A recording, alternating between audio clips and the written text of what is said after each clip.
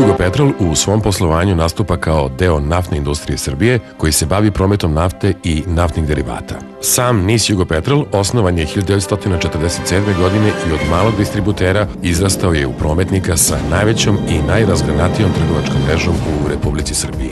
NIS Jugopetrol je vlasnik poslovnog centra u Beogradu u ulici Milentija Popovića broj 1. U poslovnom centru su smeštene sve zajedničke funkcije. Ima više sala, amfiteatar sa 400 mesta, restoran i garažu. Unutrašnja organizacija NIS Jugopetrola je kombinacija funkcionalnog i teritorijalnog principa. Nabavka svih naftnih derivata, robe široke potrošnje, kontrola kvaliteta goriva i maziva i njihova primjena kod potrošača organizovana je kao jedinstvena komercijalna funkcija.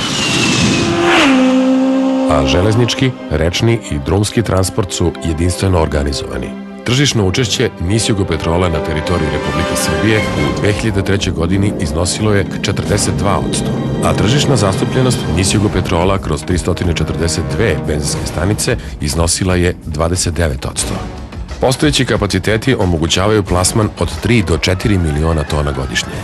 NIS Jugopetrol posjeduje 4 instalacije: Čukarica, Prahovo, Smederevo i Niš. Na aerodromu Beograd NIS Jugopetrol posjeduje i potpuno opremljeni aeroservis za snabdevanje svih tipova aviona.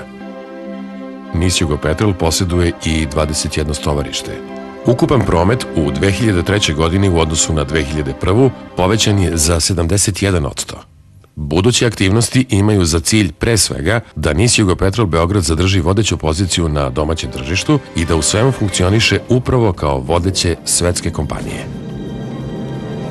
U tom smislu poseban akcenat biće stavljen na nadogradnju sistema za aditiviranje goriva, posle čega će se na Jugopetrolovim benzinskim stanicama prodavati visoko kvalitetno markirano gorivo. Kada je reč o ulaganjima, NIS Jugopetrol ima akcionarski ulog u više kompanija i banaka.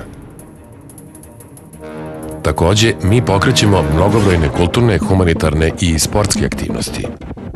Jednostavno, mi pokrećemo sve. Mi smo Jugopetrol Srbija.